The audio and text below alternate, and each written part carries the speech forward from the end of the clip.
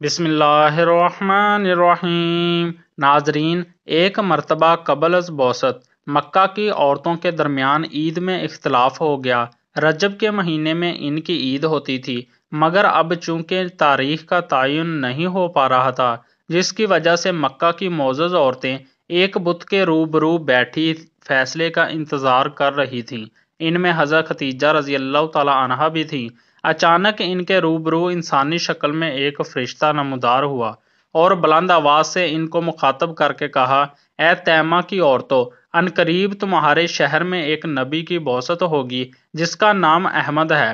اللہ اپنی رسالت کے ساتھ اسے مبعوث فرمائے گا، تو تم میں جو کوئی اس کی استطاعت رکھے اس کے زوجہ بن جائے اور نکاح کر لے۔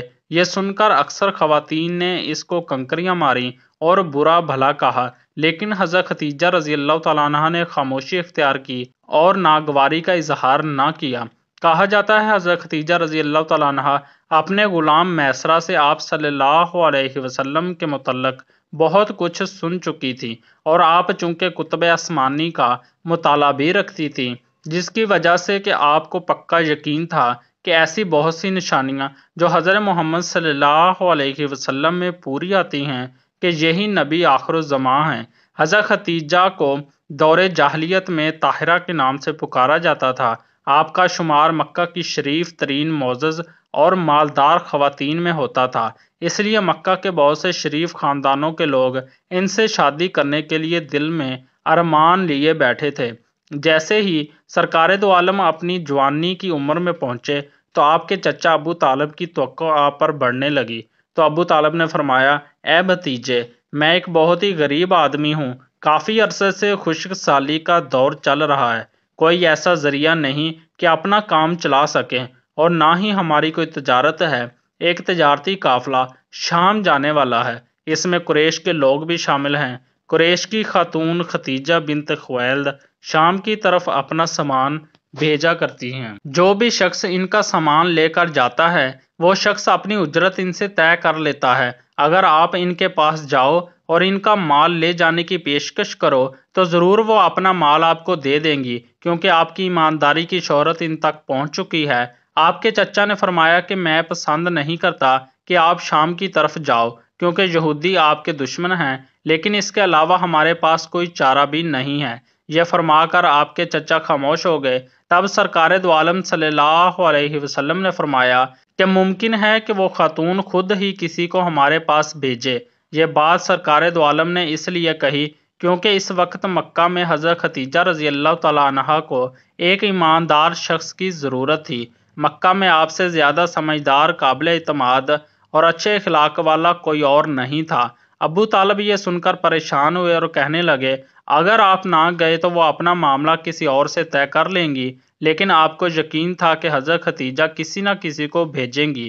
سیدہ ختیجہ نے کسی کو بلاوا بھیجا اور ان سے کہا کہ میں نے آپ کی سچائی، ایمانداری، آپ کے نیک اخلاق کے بارے میں سنا ہے، اس لیے ہی میں نے آپ کو بلایا ہے۔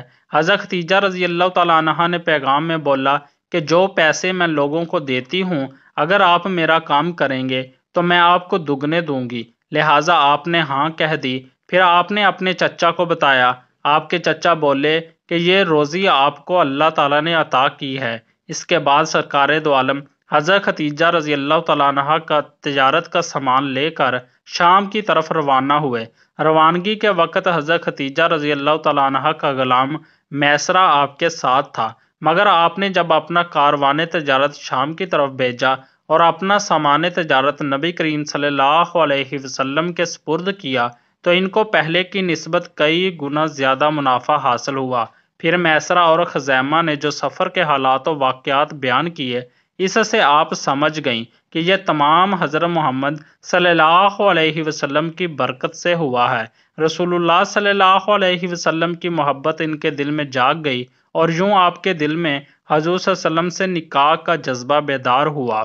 کاروان تجارت کی کامیاب واپسی کے کچھ عرصہ بعد آپ نے نفیسہ بنت منیہ کو، جو نہایت سمجھدار عورت تھیں، اپنے دل کے حال سے آگاہ کیا اور خفیہ طور پر اس کو نبی کریم صلی اللہ علیہ وسلم کی خدمت میں بھیجا تاکہ وہ معلوم کرے کہ آپ نکاح کی طرف مائل ہیں بھی یا نہیں۔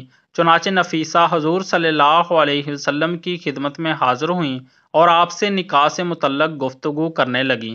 کہنے لگیں، اے محمد صلی اللہ علیہ وسلم، کیا چیز ہے جو آپ کو نکاح سے روکتی ہے؟ فرمایا، میں دنیاوی ساز و سامان نہیں رکھتا۔ کہنے لگیں، اگر کوئی عورت ایسی پیدا ہو جائے جو صاحب جمال ہو اور مال وافر رکھتی ہو اور حسب و نسب میں بھی اشرف ہو اور ساتھ ہی وہ نکاح کے اخراجات وغیرہ کی کفیل بھی ہو تو کیا آپ صلی اللہ علیہ وسلم قبول فرمائیں گے؟ آپ صلی اللہ علیہ وسلم نے دریافت فرمایا، ایسی کون سی عورت ہے؟ کہنے لگی، ختیجہ بنت خویلد آپ کو بہت چاہتی ہیں، اگر آپ صلی اللہ علیہ وسلم فرمائیں تو اسے شوق دلاؤں اور راضی کروں۔ اس پر آپ صلی اللہ علیہ وسلم نے فرمایا، اس میں کوئی مذائقہ نہیں ہے۔ نفیسہ بنت منیہ وہاں سے اٹھی اور سیدہ ختیجہ رضی اللہ تعالیٰ عنہا کے پاس حاضر ہو گئی اور کہا، مبارک ہو، وہ بھی آپ کو چاہتے ہیں، یعنی اس رشتہ سے راضی ہیں۔ اس پر سیدہ ختیجہ رضی اللہ تعالیٰ عنہا بہت خوش ہوئیں اور مسرت کا اظہار کیا۔ یوں حضرت ختیجہ رضی اللہ تعالیٰ عنہا نے خود رسول اللہ صلی اللہ علیہ وسلم کو نکاح کا پیغام دیا۔ اس کا آپ صلی اللہ علیہ وسلم نے اس بات کا ذکر اپنے چچاؤں سے کیا۔ ان میں سے حضرت امیر حمزہ رضی اللہ تعالیٰ عنہ آپ کے ساتھ گئے حضرت ختیجہ رضی اللہ تعالیٰ عنہا کے والد کے پاس۔ چنانچہ یہ مبارک گھڑی طے کر دی گئی۔ بارات کا دن آیا تو سیدہ ختیجہ رضی اللہ تعالیٰ عنہا نے اپنے گھر کو بہت ہی خوبصورت طریقے سے سجایا ہوا تھا۔ نفیس چادریں بچھائی گئی۔ نوکر چاکر حضور صلی اللہ علیہ وسلم کی عزت و اکرام کے لیے قطار در قطار کھڑے تھے۔ چنانچہ جب بارات آئی تو اس میں دلہا امام الانبیاء المرسلین تاجدار کائنات حضرت محمد مصطفیٰ صلی اللہ علیہ وسلم تھے، اور باراتیوں میں حضرت امیر حمزہ رضی اللہ تعالیٰ عنہ، حضرت ابو طالب اور آپ کے دیگر چچا اور یار غار حضرت ابو بکر صدیق رضی اللہ تعالیٰ عنہ اور دیگر لوگ شہر شامل تھے۔ پہلے نکاح کا خطبہ حضرت ابو طالب نے پڑھا۔ اس عقد مبارک کی تعمیل کے بعد حضرت ابو طالب نے ولیمہ کے لیے اونٹ ذبح کیا تھا اور قریش کی شاندار دعوت کی۔ سیدہ ختیجہ رضی اللہ تعالیٰ عنہا نے اپنی لونڈیوں کو حکم دیا کہ دف بجا کر رقص مسرت کا اظہار کریں۔ چنانچہ اس پر مسرت تقریب کا اختتام ہوا تو تمام مہمان اپنے گھروں کو روانہ ہوئے۔ اسی روز زفاف واقع ہوا اور معرج النبوت میں ہے کہ اسی دن کو زفاف ہوا تھا۔ اس کے بعد سیدہ ختیجہ رضی اللہ تعالیٰ عنہا نے خزانوں کے دروازے کھول دیے اور اپنی تمام ملک حضور صلی اللہ علیہ وسلم پر قربان کر دی۔ ناظرین، امید کرتے ہیں آپ کو ویڈیو پسند آئی ہوگی۔ مزید اچھی ویڈیو دیکھنے کے لیے ہمارے چینل کو ضرور سبسکرائب کر لیں۔ شکریہ۔